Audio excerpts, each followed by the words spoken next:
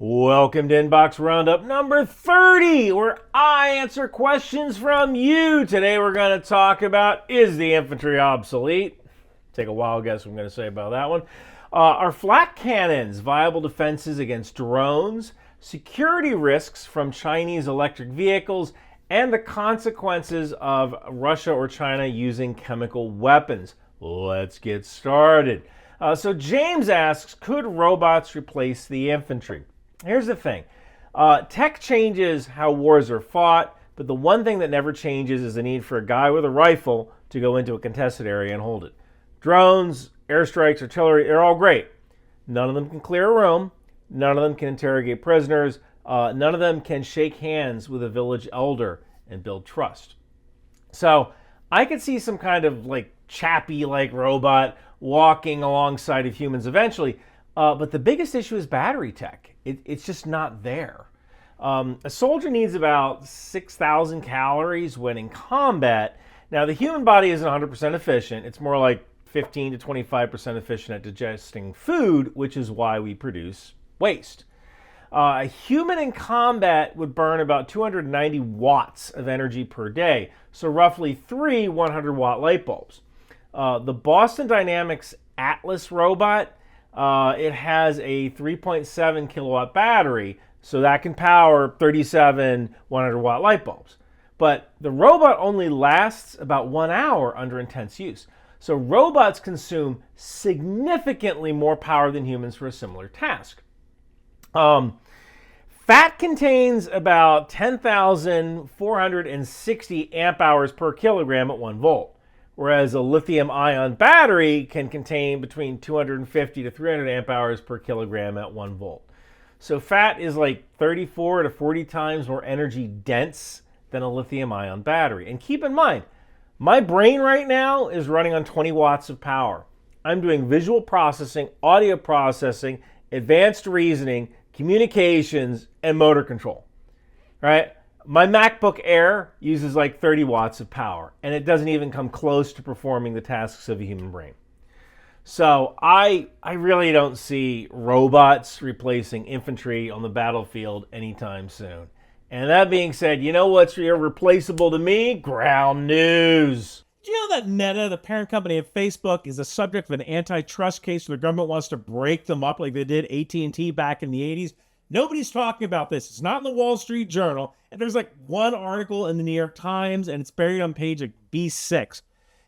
This is big news, but Ground News has it on their front page. Ground News is a news aggregator that not only shows you the biases of how the news is being covered, but who owns the publication, the way it leans, and its factuality rating, so you know who is telling you what to think. Ground News also has a blind spot report, which shows you what you may have missed in the news due to your own political biases. For example, if you mainly get your news from right-leaning sources, you probably didn't know that Governor Gavin Newsom of California is urging Canadians to visit his state. And if you lean left, did you know that a man in Georgia threatened Director of National Intelligence Tulsi Gabbard? Probably not, because only 2 left-leaning outlets covered the story. I actually pay for Ground News. They don't give it to me for free. That's how much I value this service. So go to ground.news/Ryan, get 40% off my Vantage plan, which is the same plan I bought myself and my dad. Next, Logan asks, would old school flak cannons be a viable defense against drone attack? So this is one of those yes, but actually no kind of questions. Old school flak cannons like the Bofors 40 millimeter or the World War II era 88 millimeter guns, they were designed to shoot down like high altitude bombers, not quadcopters buzzing in at treetop level. But in theory, yeah, they could work, just not the way that you think. The problem with like old school flak cannons is that they're just not precise enough for drones. These things were designed to deal with creating like a lethal crowd of shrapnel at like 20,000 feet. So the bombers would fly into that shrapnel. But today's drones fly low, often below radar, and they can change direction in an instant. And you would need a lot of rounds to make it work. And even then, it's like trying to hit a hummingbird with a shotgun, right? Now, modern anti-aircraft guns, like the German Gepard, even the Russian Panzer, they use radar-guided, proximity-fused rounds which are way more effective. The U.S. is even experimenting with like 30 millimeter airburst ammo for counter drone rolls. So while old school Flack cannons aren't the best option, modern autocannons, yeah, absolutely viable. The disadvantage is range. Any kind of cannon is going to have limited range. Lasers, they actually show promise, but they're temperamental. They draw enormous amounts of power, and wherever you have power, you have heat.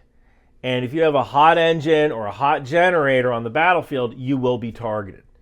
So right now, the best option is actually these interceptor drones that find and crash into other drones, although sometimes they use nets or shotguns. This is a more expensive solution, but the advantage is that you can make them autonomous or semi-autonomous. And one further note, when it comes to anti-drone stuff, a lot of people thought like, oh, electronic warfare, that's going to stop these drones, right? Like the drone guns. Whenever you see someone shoot a drone gun at like a quadcopter, what that drone gun is actually doing is cycling through every single possible shutdown code that's in a database for whatever drone that might be, right? So it transmits every single possible shutdown code until it hits the right shutdown code and the drone falls out of the sky. That's great, but if a drone is autonomous or a drone is using fiber optics like the Russians and some Ukrainians do, you can't jam a fiber optic drone, you can't jam an autonomous drone. So the drone problem has yet to be fixed, whether it's autocannons or whether it's other drones shooting nets, although interceptors show the most promise. Next, Scott asks, could you make a video exploring the potential national security risks posed by Chinese EVs? Scott, that is a fantastic topic, and the short answer is yes, I could. The longer answer is that Chinese EVs are a security concern, and we're already seeing some governments consider taking action. If you think about what an EV is, and I do own an EV, I own a Tesla, and it's a rolling surveillance platform it's a supercomputer on wheels, right? And these cars have cameras, they have microphones, they have GPS. They're connected to cloud services. And if it's a Chinese car, most likely that cloud service is in China. And that means a Chinese electric vehicle on an American road can theoretically collect a ton of data. Traffic patterns, license plates, conversations. If the microphones are activated remotely, you can watch people if the cameras are activated remotely. And that's just the passive threats. Now imagine if a foreign government could disable thousands of electronic vehicles at the push of a button. Traffic stops, highways are jammed, critical infrastructure paralyzed, all because of either a bad firmware update, right, or an intentional actor actually turning off all these cars just because he made someone mad. If it sounds crazy, remember China has already threatened to withhold exports of critical EV battery minerals during trade disputes. So the leverage is real. And this is why we've seen the U.S. government propose bans on Chinese electric vehicles on military bases. So, yeah, it's a good topic, and I would definitely like to do a video on it. And we have Martin who asks, what would happen if either Russia or China would deploy chemical weapons either at scale or very local against adversaries? So, one of the policies that the U.S. has had for the longest time is if you make us sick, we make you glow. Right. If you use chemical weapons, we will use nuclear weapons. Now, supposedly, Russia has destroyed all their traditional chemical weapons, their VX gas, sarin gas. They actually managed to destroy their whole stockpile before the U.S. managed to destroy ours. And that's a little kind of up in the air there because the safety features at some of these Russian plants may not be the same as the safety features at American plants where we're trying to protect workers from accidentally coming into contact with these chemicals as we destroy these chemicals. So China is a little bit more of a black box. They have signed the Chemical Weapons Convention. And they have been subject to CWC inspections, which they have passed. I'd be a little more worried about biological weapons coming from China, considering some of their recent history. But for the most part, one of the things that you have to understand is that chemical weapons aren't that useful. They're a great terror weapon, don't get me wrong. There was a gas attack by a terrorist group in a Japanese subway back in 1995 that killed like 13 people and made a lot of other people sick. I think thousands sick. But for trained soldiers or soldiers with personal protective equipment like MOP suits, mission-oriented protective posture, chemical suits, chemical weapons can degrade your effectiveness. It's a lot harder to shoot a rifle when you're trying to shoot with a mask on, but you're still pretty well protected. It makes things a lot more inconvenient. It makes things harder to do. But for the most part, you can still do your job just with reduced efficiency. Now, Fort Leonard Wood actually has chemical defense training labs where they use live agents and people actually go in there and in protective suits and they decontaminate the area. And they're able to do this. They're fine. So our equipment works. And by the way, if you're wondering how we're training against live agents when we got rid of all of our chemical weapons, the Chemical Weapons Convention allows the production of small quantities of chemical agents for defensive research and medical research. So what would we do if Russia or China used a chemical weapon? You know, if they use it against us, we would probably use a nuclear weapon. If they use it against another nation state, odds are the entire world would turn against that country, even perhaps some of those countries' allies.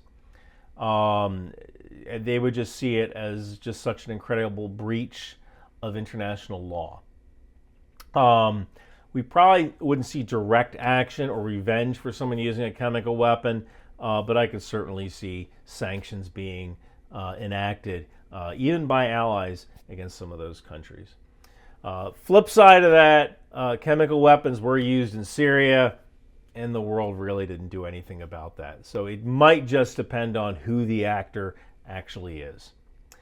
And, you know, that's actually it. Hey, if you want to ask a question, my email address is on my website. If you want to support the channel, grab one of my Alcoholics Moving Cargo shirts. I even have Velcro patches that you can stick on your flight suit. They're available at Bunker Branding. And you know what? Bunker Branding also has signed copies of my book, The Wind Machine. You can go there, grab one of these copies. It's a good book. People seem to like this thing. And thank you guys so much for watching. Wow, this girl from Watertown sure is cool. Hey kid, what's going on? Think tank! You know, a girl from Watertown is kind of like riding a moped. It's lots of fun till your friends see you on one. What's really cool is a t-shirt or hoodie from Bunker Branding. Wow! Intel Life! Control-C, Control-V! That's exactly what we do! And Bunker Branding has all sorts of cool gear. Intel Life, Aerosol, Live, Laugh, Launch for Destroyer, Trident, HIMARS, and Patriot. Think outside the bomb. Drone Suite Drone, Department of the Boat People, landmines, and even the tow missile. It would behoove you to grab one today. Girls from Watertown aren't cool, so wear your Bunker Branding gear. Now I know. And knowing's half the battle. Hey babe, you wanna dance?